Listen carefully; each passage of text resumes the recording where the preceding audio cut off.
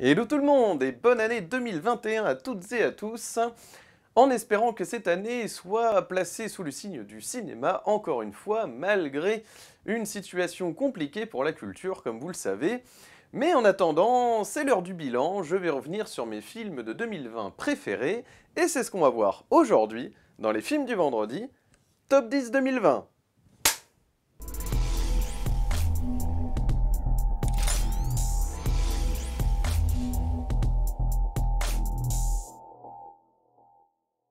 Salut à tous et bienvenue dans les films vendredi. Aujourd'hui, j'ai l'immense plaisir de vous proposer mon top 10 de mes films de l'année 2020 préférés. Alors, avant toute chose, je tiens à préciser qu'il s'agit des films sortis en France en 2020. Comme vous le savez, le calendrier de sortie des films au cinéma ont été bousculés maintes et maintes fois à cause du coronavirus. Donc voilà, il s'agit bien des films sortis en France en 2020, et en préambule, je tiens à préciser que Petit Pays d'Éric Barbier ne figure pas dans mon classement, et oui, je considère que voilà, le réalisateur avait un bon matériau de base, qui était le roman de Gaël Faye, hein, ça transpire Gaël Faye, donc je considère que c'est plus quand même un phénomène littéraire qu'un phénomène cinématographique, malgré les qualités évidentes hein, du film. Mais voilà, voilà, il y a eu un succès, il fallait l'adapter au cinéma, ça a été très bien fait, mais je considère que voilà, il y a des films un peu prioritaires en termes d'originalité et surtout de personnalité, hein, des œuvres plus personnelles. Donc voilà, très bon film malgré tout, hein, voilà, pas de quiproquo. Mais je vous renvoie donc à ma critique de ce film par ailleurs. Mais passons tout de suite donc à la 10e place. Alors en 10e position, Effacer l'historique de Gustave Kervern et Benoît Delépine. Donc la nouvelle folie hein, du duo grolandais avec Blanche Gardin, Denis Podalides, Corinne Massiero, qui campent trois victimes des nouvelles technologies dans un monde 2.0. Une comédie punk comme il en existe trop peu, c'est hilarant et profond. Alors pourquoi j'ai mis tout ça? Bah tout simplement parce que effectivement, on a besoin, je pense, parfois voilà, de comédie un peu incisive. Et je trouve que c'est une grande prise de risque de la part de Gustave Carverne et Benoît Delépine de parler de ces victimes un petit peu, hein, des nouvelles technologies. Voilà, ils ont eu du mal à enclencher, on va dire, leur digitalisation hein, dans un monde qu'ils le comprennent peu. Déjà, voilà, ils ont une différence d'âge. Enfin, ils sont en décalage en fait avec leur temps. Et en même temps, c'est aussi une réflexion sur voilà, l'addiction aussi aux nouvelles technologies. Voilà, donc il y a forcément des moments très cocasses, il y a de l'absurde, il y a du burlesque, c'est bien écrit, c'est bien interprété, alors voilà, voilà, je considère que ça fait partie des films à voir quand même de 2020. Vraiment, il y a une grande prise de risque, donc écoutez, je l'ai mis dans mon top. Et pour aller de pair avec, vous vous en doutez, le duo groenlandais, forcément, juste au-dessus, j'ai mis voilà, Adieu les cons d'Albert Dupontel. Je considère que ça aussi, ça fait partie du cinéma punk, un peu, c'est un peu, pour moi, c'est un peu la même clique, quoi, que l'univers Groland, de Canal, des années 90-2000. Voilà, il y a un côté, j'aime beaucoup en fait cette famille un peu marginale du cinéma, mais je trouve qu'ils proposent des choses intéressantes. Et voilà, donc pour rappel, hein, Virginie Efira dans le film joue une femme de 43 ans, hein, atteinte d'une maladie grave, qui va tout faire pour retrouver l'enfant qu'elle a été forcée d'abandonner quand elle avait 15 ans. Elle va être aidée par un archiviste aveugle, joué par Nicolas Marié, et un employé de bureau en plein burn-out, interprété par Albert Dupontel himself. Voilà, un trio assez savoureux du cinéma, de la comédie sociale, quand même beaucoup voilà, proposé Albert Dupontel dans toute sa carrière. Et vraiment, voilà, c'est un très bon cru de Dupontel. Je vous renvoie d'ailleurs à ma critique du film et également à mon top de mes films d'Albert Dupontel préférés. N'hésitez pas à faire un tour. Voilà, c'est un cinéaste que je porte dans mon cœur. Voilà, c'est vraiment un très bon scénariste, un très bon metteur en scène, un bon acteur. Voilà, il a beaucoup de talent et je trouve que c'est une belle personne.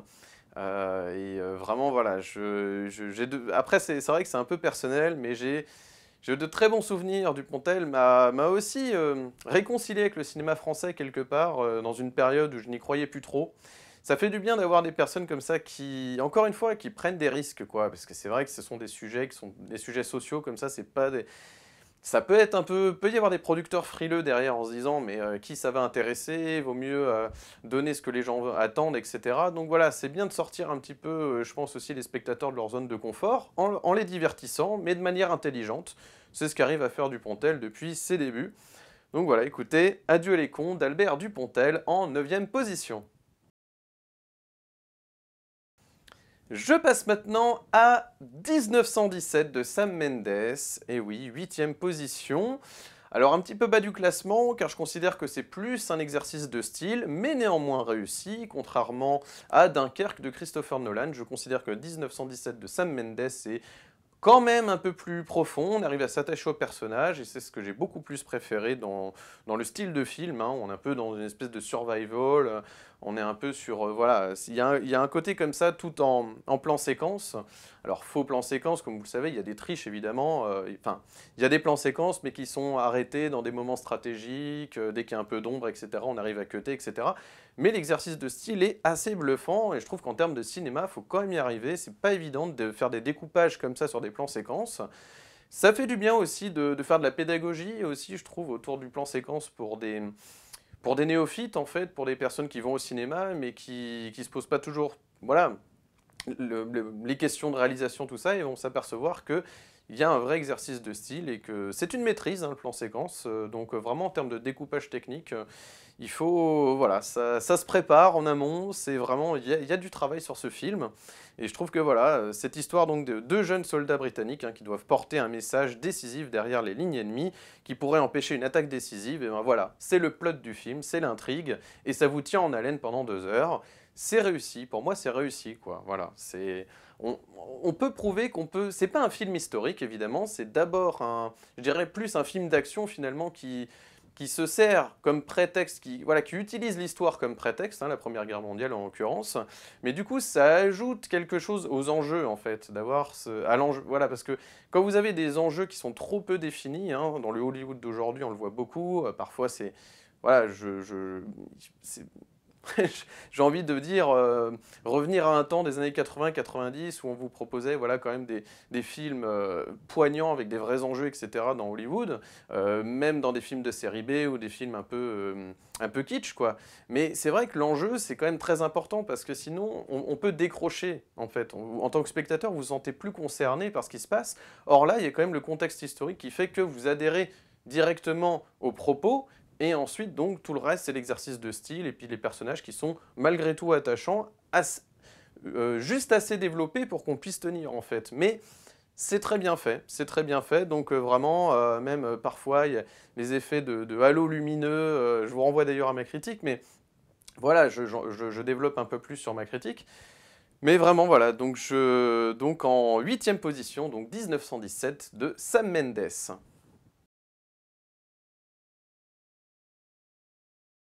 Je passe maintenant à la 7e position, Light of My Life de Casey Affleck, deuxième réalisation pour Casey Affleck, qui est, comme vous le savez, donc l'acteur que l'on connaît, mais aussi donc le réalisateur de I'm Still Here, qui est un mockumentary, comme on dit, un faux documentaire sur Joaquin Phoenix.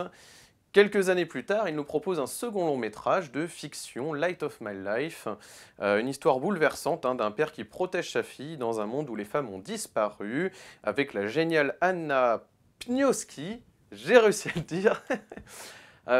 Donc voilà, ça crée un duo très très attachant parce que ce père qui protège sa fille pendant... Voilà, on est... Là aussi, c'est haletant en fait. On est avec eux, on a envie qu'ils s'en sortent en fait. Et c'est en fait, c'est électrisant. Ça vous tient en haleine tout du long. Casey Affleck voilà, a quand même une maîtrise vraiment, je trouve, hein, de sa réalisation. Il arrive à tenir en haleine vraiment le spectateur, mais vraiment... c'est très bien écrit, quoi. Vous avez une longue introduction, je vous renvoie d'ailleurs à mes critiques encore une fois, mais vous pourrez retrouver toutes mes critiques de ces films sur ma chaîne, bien évidemment. Mais voilà, il y a toute une longue introduction qui a, une fois que vous la passez, parce que c'est vrai qu'elle est assez longue, vous comprenez en fait pourquoi il y a eu toute cette introduction, parce qu'il y a vraiment un propos derrière. C'est aussi une réflexion sur le genre. Voilà, qu'est-ce qu'être un homme, qu'est-ce qu'être une femme, et c'est très actuel à ce niveau-là. Mais ça fait, c'est, comment dirais-je, c'est subtil dans sa manière d'aborder le propos, parce que vous pouvez être très frontal pour aborder des sujets comme ça, et je trouve que ce serait un peu maladroit. Or, Casey Affleck arrive subtilement, par le vêtement, par voilà, comment se vêtir, etc., quand ils sont en fuite, pour qu'elle passe pour un garçon, et que, voilà, pour que sa fille passe pour un garçon, voilà, de lui dire, mais voilà, il faut s'habiller comme ça pour être un garçon, etc. C'est par ces petites touches-là, subtiles, que des propos importants par rapport au genre arrivent à jaillir, plutôt que de vous dire, voilà, les femmes, les hommes, aujourd'hui c'est comme ça, etc. Donc voilà, c'est brillamment écrit et interprété.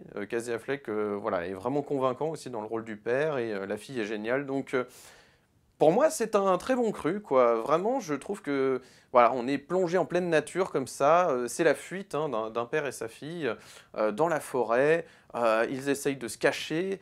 On est avec eux, quoi. Et c'est incroyable, en fait, la peur de ce père pour sa fille. Et on se voit, si vous êtes parents, je ne sais pas, mais en tout cas, les parents peuvent se reconnaître aussi dans la peur pour leurs enfants, aussi dans une époque, d'ailleurs, qui est incertaine. Donc, tout ça, ça fait très sens, en fait, d'autant plus en 2021. Donc voilà, je vous recommande vivement donc Light of My Life en 7e position.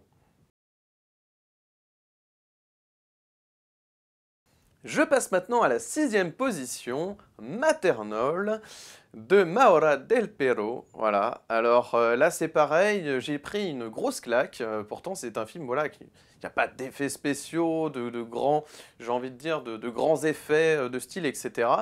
Mais c'est du cinéma que j'appelle brut pour moi, c'est-à-dire qu'il y a un vrai travail avec les acteurs, il y a quelque chose vraiment d'organique. J'aime beaucoup ce terme en ce moment, comme vous le savez sur ma chaîne, mais c'est ça, c'est-à-dire que ça transpire l'humain. On est sur quelque chose qui n'est pas préfabriqué, qui n'est pas surfait, en fait, et c'est très important.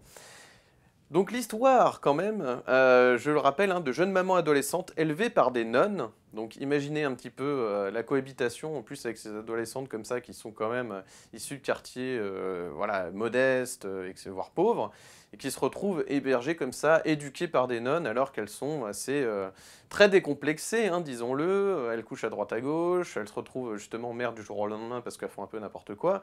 Mais en même temps, on comprend qu'elles sont aussi victimes d'une époque, de différences de, comment dire, de classe sociale, etc. Enfin, voilà. Mais au-delà de ça, ce qui est intéressant, c'est justement le discours sur qu'est-ce qu'être une bonne mère, et c'est très compliqué.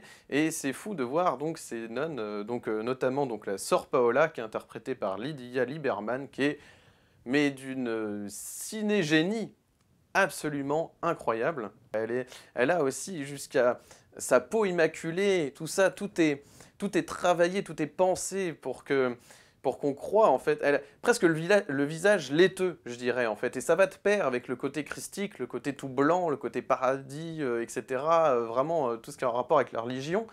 C'est hallucinant, vraiment hallucinant. Et voilà, on a cette séparation quand même hein, entre le monde, on va dire. Où tout est possible, on peut se vêtir comme on veut, on est très libéré sexuellement, etc. Et de l'autre côté, ces nonnes qui sont dans une éducation très stricte, catholique, etc. Et ce décalage, en fait, crée des situations parfois d'ailleurs même drôles, mais on arrive à un final qui sera très percutant hein, sur le rôle de maman, qu'est-ce qu'être une bonne maman, etc. Je n'en dis pas plus, vous pouvez d'ailleurs retrouver, comme à l'accoutumée, donc ma critique sur ma chaîne. Et je vais passer donc à la 5e position. À la 5e place, Drunk de Thomas Vinterberg. Et oui, puisque le réalisateur de Festen et de la Chasse revient avec Mads Mikkelsen, alors comment ne pas résister, voilà, comment résister, pardon, à Thomas Vinterberg avec Mads Mikkelsen en premier rôle, déjà c'est impossible, voilà, c'est comme ça. Non mais au-delà de ça, voilà, blague à part, c'est absolument, avec un sujet qui est quand même celui de l'alcool, d'arriver à faire un film aussi original, moi je tire mon chapeau, vraiment je tire mon chapeau. Ouais, encore une fois, c'est culotté, c'est original, ça ne vise pas d'ailleurs, ça ne pointe pas du tout à les jeunes ou quelques personnes, en fait, quelques individus que ce soit face à l'alcool, en fait, ça ne juge pas, donc déjà c'est très intelligent à ce niveau-là. Et donc voilà, déjà le propos le pitch de base, c'est de dire que voilà, l'homme aurait un déficit en alcool dès la naissance. C'est évidemment absurde, mais ça crée une comédie dramatique très profonde Et voilà, donc sur ces enseignants qui vont se mettre à boire et décupler leurs facultés intellectuelles ou leur force, leur originalité, etc. Ça va décupler leur sens.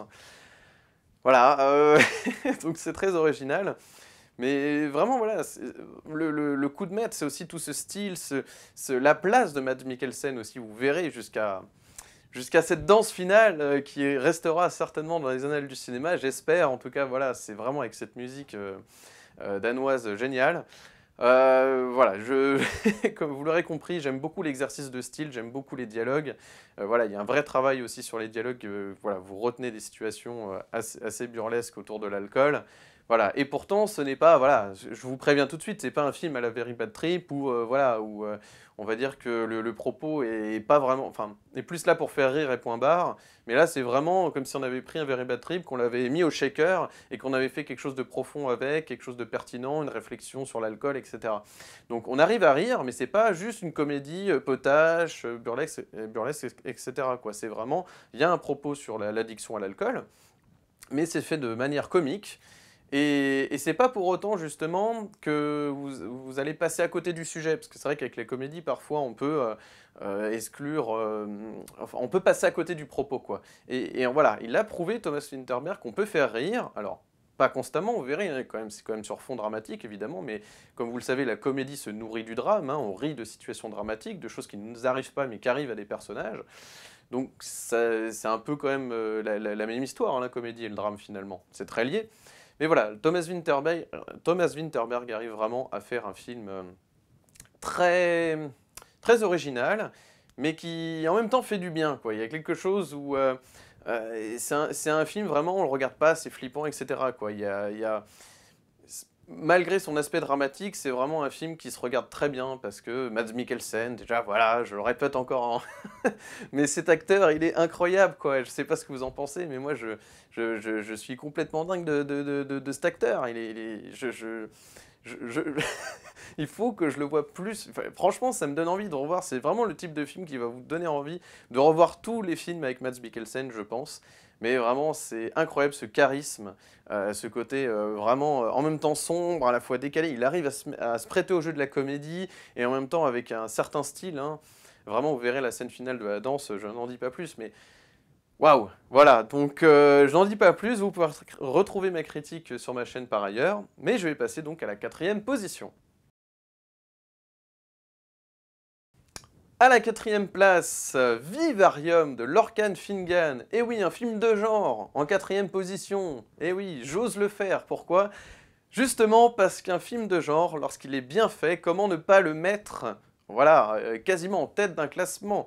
Un film de genre, la plupart du temps, ça vous donne accès à un esthétisme exacerbé, mais magnifique, sublime.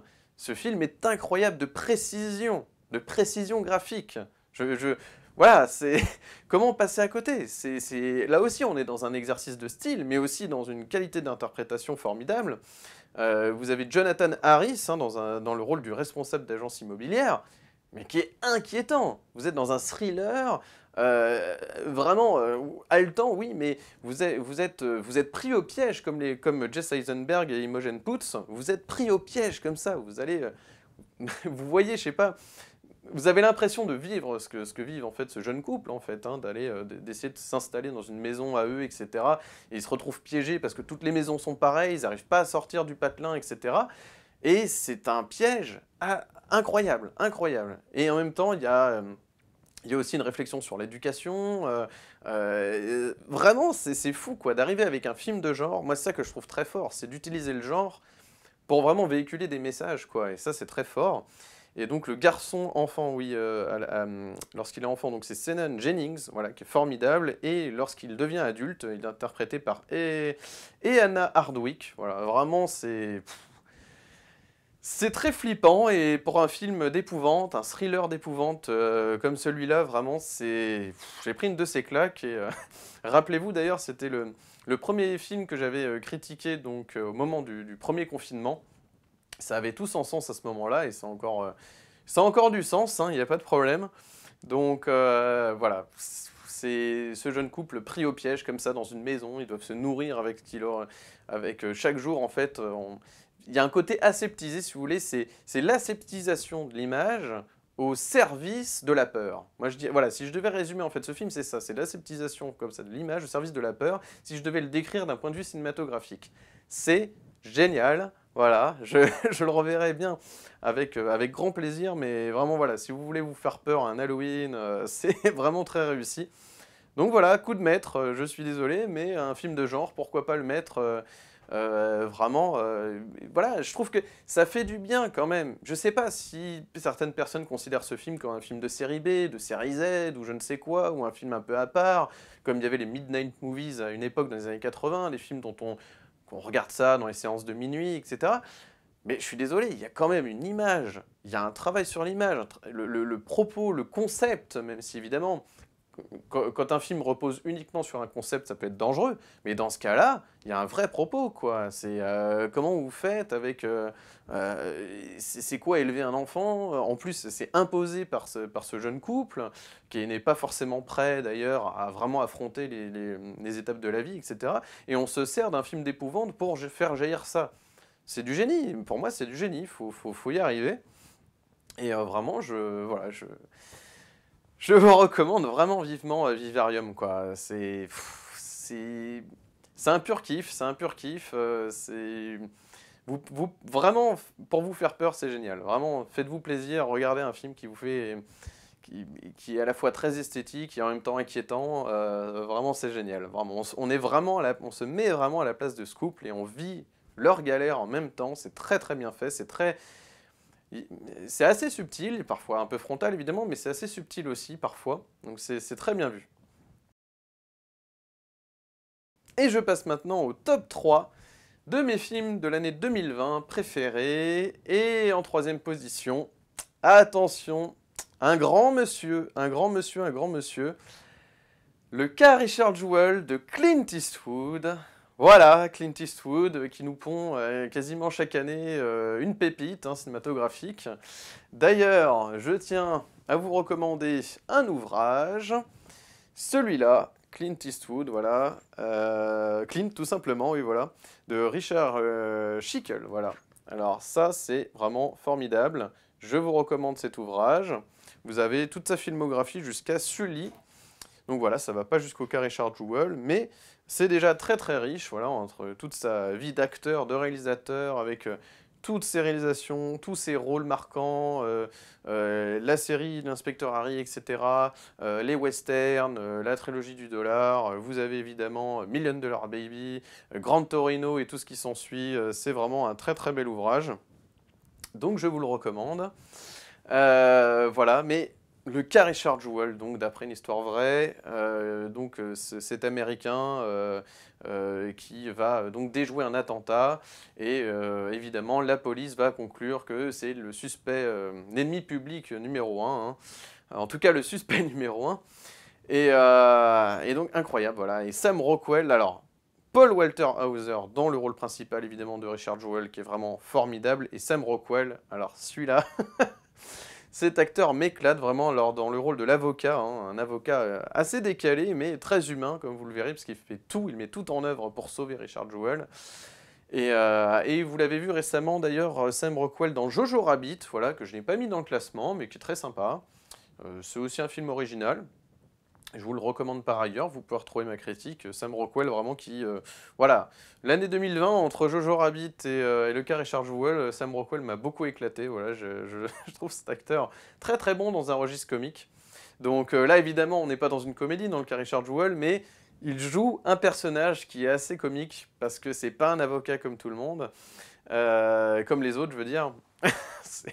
Il est assez décalé, donc voilà, ça fait du bien, ça fait du bien parce que c'est encore le thème de l'injustice, évidemment, seul contre tous, vous savez, c'est toujours pareil, comme dans L'échange d'ailleurs, que je vous recommande aussi de Clint Eastwood avec Angelina Jolie.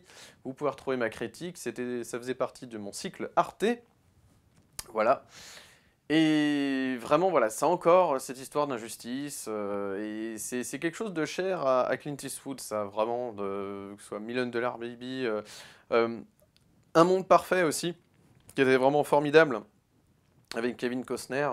Vraiment, voilà, ça fait partie aussi des pépites. Grand Torino, évidemment, l'injustice de ce jeune qui se fait enrôler par voilà, son quartier, des jeunes de quartier qui sont des délinquants et donc ils veulent le protéger, etc. Clint Eastwood incarne vraiment très très bien ce genre de personnage héroïque.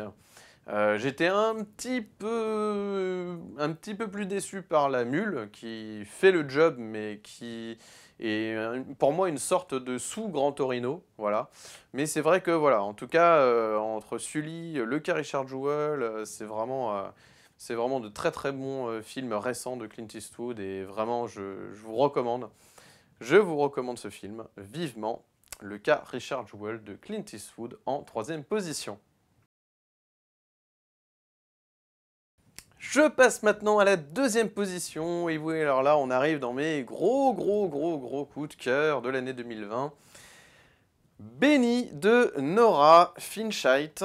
Vraiment, sur cette fille de 9 ans qui est très perturbée, qui est agressive, qui a des sautes d'humeur, qui est incontrôlable.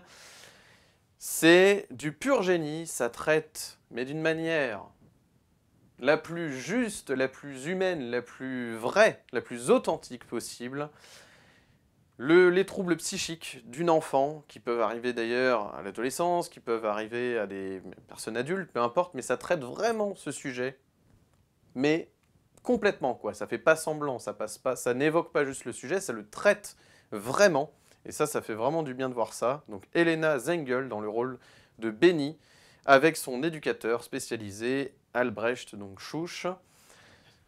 C'est bouleversant. En fait, c'est incroyable parce que c'est très très intelligent. C'est très très intelligent. Évidemment, je ne vais pas vous révéler à la fin. C'est pas le but. Je ne vous révèle pas la fin. Mais comme indice que je voudrais dire quand même par rapport au film, c'est qu'il a l'intelligence de ne pas faire des raccourcis en fait sur le traitement des personnes qui souffrent de troubles psychiques, mentaux, etc. Enfin voilà, qui sont très perturbées. Et voilà, c'est l'origine en fait de ce mal-être, etc. C'est quelque chose d'incompréhensible pour tous les bien portants et même pour la personne malade. Donc c'est ça qui est fascinant. C'est très attachant, enfin Benny est attachante, cet éducateur aussi qui fait tout pour essayer de la sauver. Et le plus dramatique, c'est de voir qu'à chaque fois qu'elle progresse, elle retombe dans des travers, cette Benny. Mais en même temps, c'est la vérité, quoi. On ne vous ment pas, c'est pas un film qui vous ment, quoi. C'est-à-dire que oui, vous avez des troubles mentaux, vous devez être assisté, et c'est très difficile pour elle de se réintégrer. Alors on lui souhaite évidemment à chaque fois qu'elle s'en sorte, elle retombe dans voilà, dans ses crises. Mais c'est très intelligent, très intelligent. Et il y a une fameuse scène où elle est entourée d'arbres dans la forêt, d'un seul coup, comme ça, elle se met à écouter, à ne plus crier. Et donc là, on comprend que par la nature, elle va peut-être aussi pouvoir se calmer, etc. Son éducateur est très intelligent. C'est quelqu'un de très humain. Et c'est intelligent aussi de voir aussi quand on va trop loin pour aider quelqu'un, parfois ça peut se retourner contre soi. Ça aussi, c'est très bien montré dans le film. Donc voilà, une pépite de cinéma allemand. Bam. Benny, donc, de Nora Finchite. C'est juste incroyable. Je vous le recommande à 300%. Première position, attention, alors là, on arrive donc vraiment dans le top du top, le gratin, le film qui m'a le plus bouleversé, intrigué, passionné, tout ce que vous voulez. Madré de Rodrigo Sorogoyen, en tête du classement, et j'ai pas peur de le dire, vraiment je n'ai pas peur de le dire, c'est cet amour inconditionnel pour de cette femme envers donc ce fils de substitution, hein. C'est traité de manière très intelligente. Voilà, c'est pas le film sulfureux, dérangeant, pour choquer le bourgeois, etc. C'est très intéressant parce que c'est une relation finalement qui est saine mais qui ne peut pas durer, hein, entre donc cette mère qui se retrouve seule parce que son fils a disparu et que du jour au lendemain, voilà, elle est toute seule et elle se retrouve donc sur la plage où a disparu son fils en espérant chaque jour le recroiser, etc. Une fois, elle croit le voir, elle croit le reconnaître, c'est à peu près, je crois, 10 ans après, voilà, donc il est devenu adolescent avant, et elle croit que c'est lui, et donc elle fait ce calque, en fait, hein, elle calque, en fait, l'image de son fils sur ce jeune homme, et lui est aussi attiré, parce que c'est une femme aussi qui est attachante, qui a un certain charme, etc. Donc c'est très très bien traité, c'est pas vulgaire, c'est pas... Sorogoyen a fait un travail très subtil, parce que c'est un sujet très casse-gueule, mais vraiment, en termes de sujet casse-gueule pour un film, même un roman, quoi que ce soit, c'est très casse-gueule, d'autant plus au cinéma, parce que vous pouvez être comme ça quand même, vous pouvez y aller en famille, etc.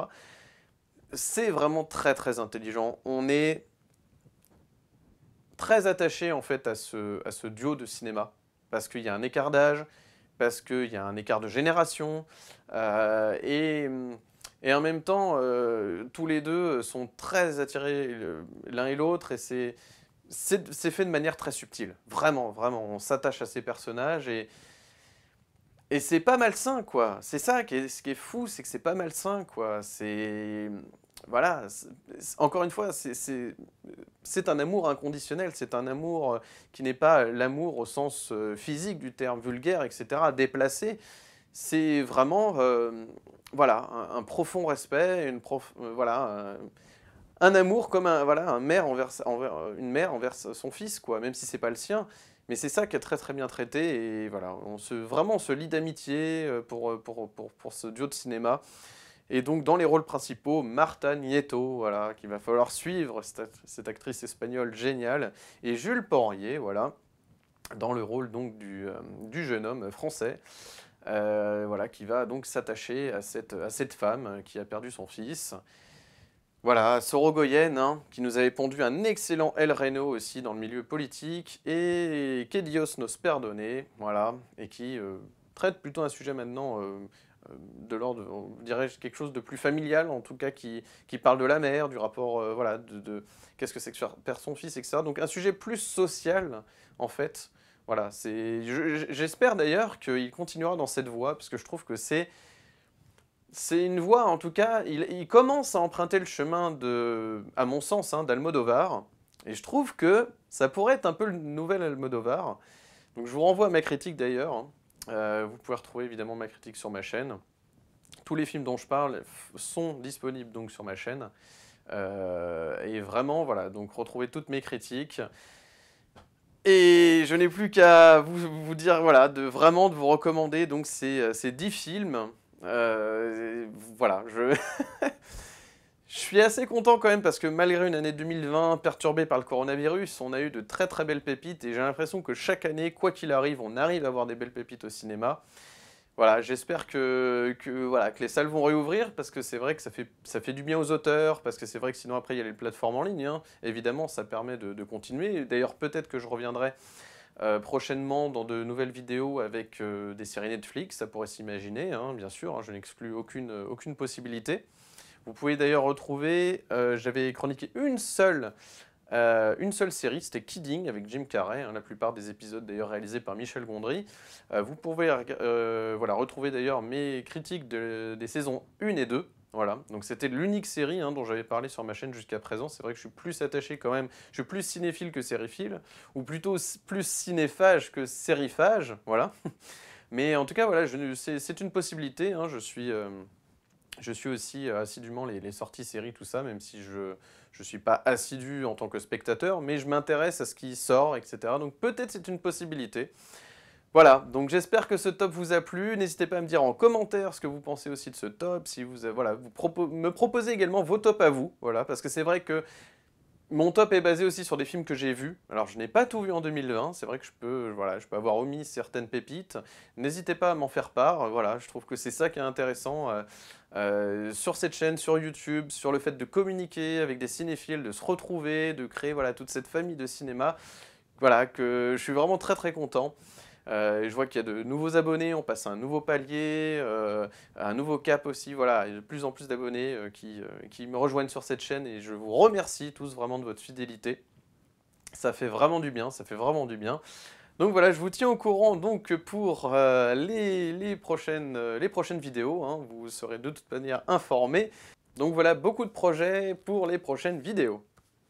Si vous avez aimé cette vidéo, n'hésitez pas à mettre un pouce bleu, de vous abonner, d'activer la cloche pour ne manquer aucune de mes nouvelles vidéos. La semaine prochaine, je ne sais pas encore de quel film il va s'agir, mais je vous laisse me faire confiance. En attendant, je vous souhaite un excellent vendredi, un excellent week-end, et encore une fois, une merveilleuse année 2021, riche en cinéma, espérons-le. Et comme toujours, n'oubliez pas, prenez les films pour ce qu'ils sont. Allez, ciao!